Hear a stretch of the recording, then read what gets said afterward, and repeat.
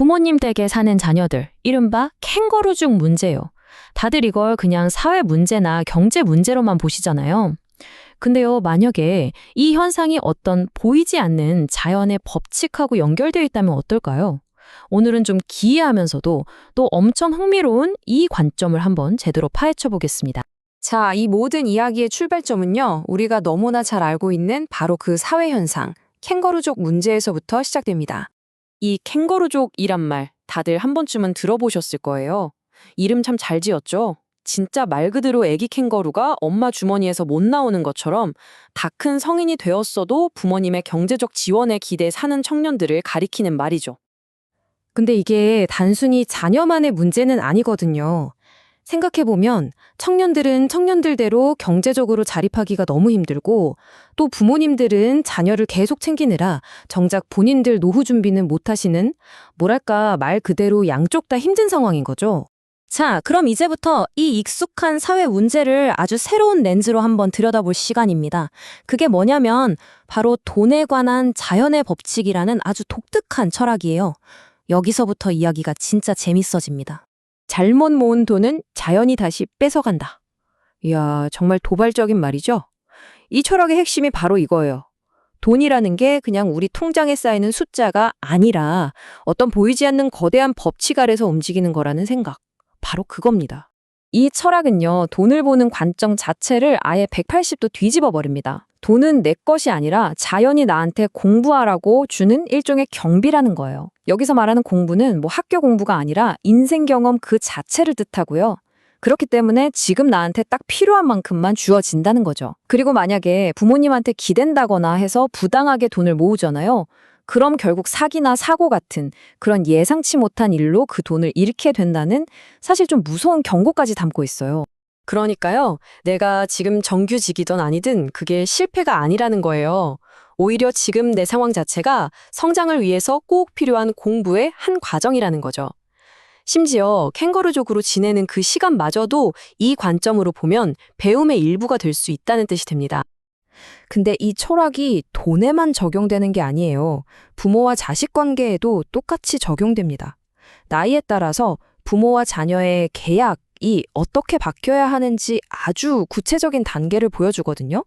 한번 같이 보실까요? 정말 흥미로운데요. 나이를 딱 4단계로 나눠서 부모와 자녀가 어떻게 소통해야 하는지 알려줍니다. 처음 7년은 100% 순종, 그러다 10대를 거치면서 의논하는 비중이 점점 늘어나고요.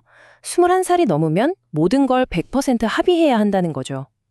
권력이 자녀 쪽으로 서서히 넘어가는 과정이 마치 로드맵처럼 딱 그려져 있는 거예요. 하지만 이 모든 단계를 지나서 부모-자식 관계에 가장 근본적인 변화가 일어나는 나이가 있습니다. 이 철학에서 가장 중요하게 생각하는 전환점이자 분기점이라고 할 수 있죠. 네, 바로 30살입니다. 이 나이를 기점으로 모든 게 바뀝니다. 그러니까 30 전까지는 내가 부모님의 자식이었다면 30부터는 부모님과 동등한 사회인이 된다는 거예요. 관계의 성격 자체가 완전히 바뀌는 거죠. 더는 양육의 관계가 아니라 동등한 관계. 그리고 부모님이 도와줄 수 있는 조건도 성장에서 경청으로, 다시 말해서 내 조언을 듣는가로 바뀐다는 뜻입니다. 그리고 이게 바로 30 이후에 새로운 규칙이 되는 겁니다. 부모는 이제 자식이 아니라 동등한 사회인으로서 자기 조언을 잘 듣는 자녀만 도울 수 있다는 거죠. 만약 그렇게 하지 않으면 그게 바로 자연의 법칙을 어기는 일이 된다는 거고요. 내 말을 안 듣는 사람을 도우면 그 잘못된 것이 나한테 돌아온다. 와, 이것도 참 무서운 말이죠. 이건 그냥 자녀를 돕고 안 돕고의 문제가 아니라 자연의 순리를 어기는 행위고 그 대가가 결국 부모 자신에게 돌아온다는 그런 믿음이 담겨 있는 겁니다. 자, 지금까지의 얘기도 충분히 독특했지만 이제부터는 거의 예언에 가까운 이야기로 넘어가 보려고 합니다. 과연 지금 이 힘든 시기를 보내고 있는 한국의 청년들, 대체 어떤 미래를 맞이하게 될까요? 돈 걱정 없는 미래가 오고 있다. 아니, 지금 청년들의 현실과는 너무나도 다른 정말 대담한 예언 아닌가요? 대체 이게 무슨 뜻일까요? 그 미래를 맞이하기 위한 딱 한 가지 지침이 바로 이겁니다. 지금은 돈을 버는 때가 아니라 배우는 때라는 것.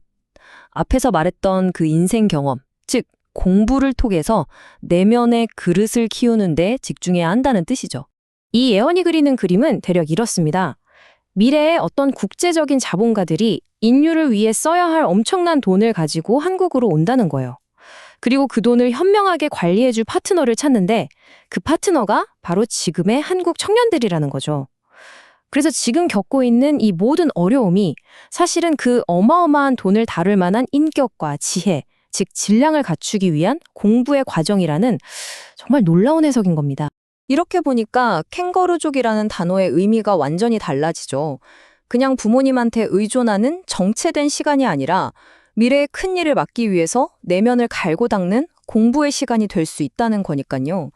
사회 문제로만 보였던 현상이 사실은 위대한 준비 기간이었다는 역설인 셈이죠. 자, 오늘 함께 살펴본 이 독특한 철학, 여러분은 어떻게 생각하세요? 이게 우리가 따라야 할 어떤 삶의 청사진일까요? 아니면 그냥 흥미로운 운명에 대한 비전일까요? 물론 정답은 없겠죠. 하지만 이 질문을 한번 곱씹어 보는 것만으로도 지금 우리의 현재를 전혀 다른 눈으로 바라보게 해주는 것 같습니다.